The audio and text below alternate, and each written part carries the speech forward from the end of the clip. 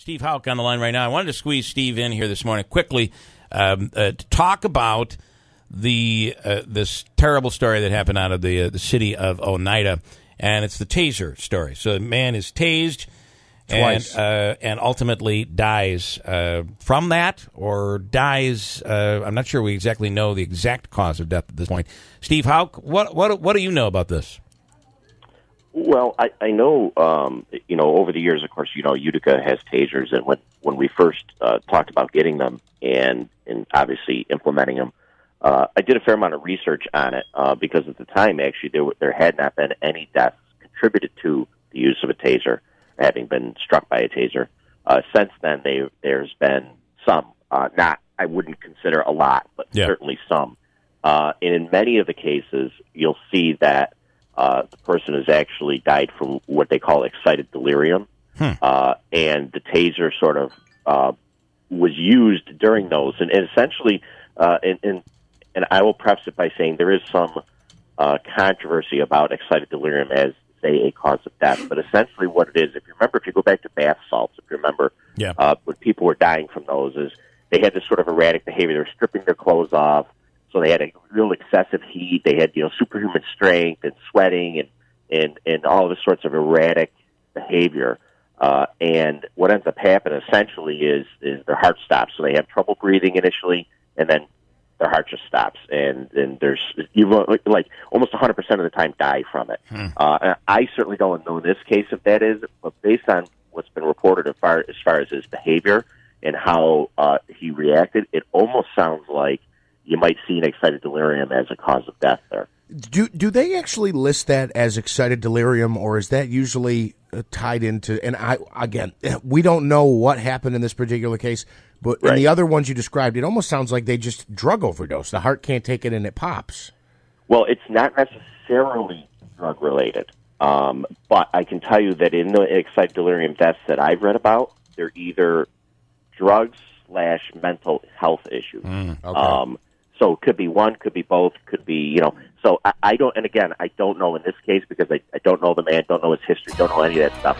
But based on what was reported as how he acted prior to and after being struck with the taser, and I will caution you that you may see a cause of death as homicide here, and I will preface it. Remember that, and we've talked about this before. Homicide is strictly a defined cause of death, which means death at the hands of another. Does not mean murder. So it doesn't mean the police killed him, intentionally. It means that you die at the hands of another person. That's it. It's strictly definition. So okay. So the problem is too with some of these, Steve, is there are cases out there.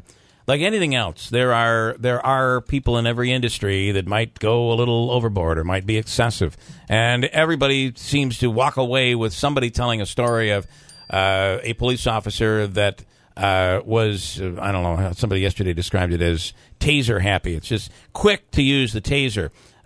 Is that something we should be? We look at that as being something that's safe. A taser is safe because it's not shooting the person and killing the person. Is there an overuse? Can there be? Are we going in the wrong direction when it comes to that, or do you feel that it's being used exactly the way it should be used?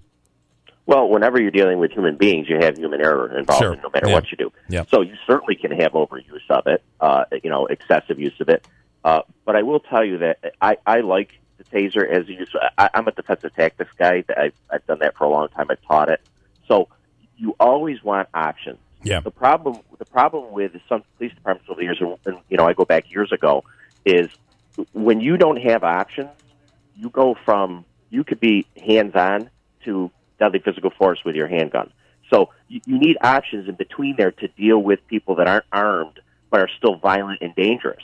So you need options in the middle, because whenever you go hands-on with someone and they have quote superhuman strength and you can't control that. Police officers are human beings. We're not, just putting a uniform on and a badge doesn't make you super strong. Right, so there's different body types. There's different strength levels. If you have someone that's big and out of control, you might need 2, 3, 4, 5 officers to take them down. And then you're talking about positional asphyxia, and people could die from suffocation. So you want options. And I could tell you that in my exposure, I was hit with a taser twice during training. So I've been hit with it. I know what it feels like. It's not good. However, I can tell you that when the taser goes off, the pain goes away immediately. And that was what the great thing about it was, is because, when we would use pepper spray, which is one of the other more common, then what would happen that is... lingers.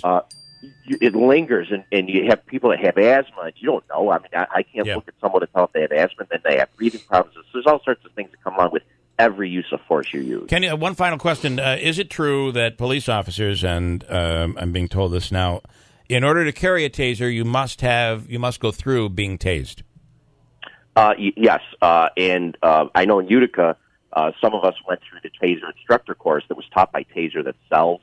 And then we had trained a trainer, so there's different trainers within the agency that take that course, and then they in turn train your people, which is standard in use of force on every level. So, yes, but that's how it works. In order to carry one, you got to get hit with one. Yeah, all right, that's very interesting. You don't have to, but most people chose to. I chose to, just like pepper spray. So All right, as always, Steve, you give us a different perspective on this. It's so easy in the world of cameras and the world of the current media that moves so quickly. It's so easy to pass judgment, but to get a really an unbiased.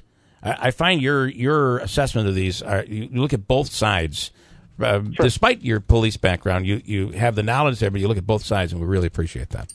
Oh, anytime. All right, Steve Hauck, thanks so much.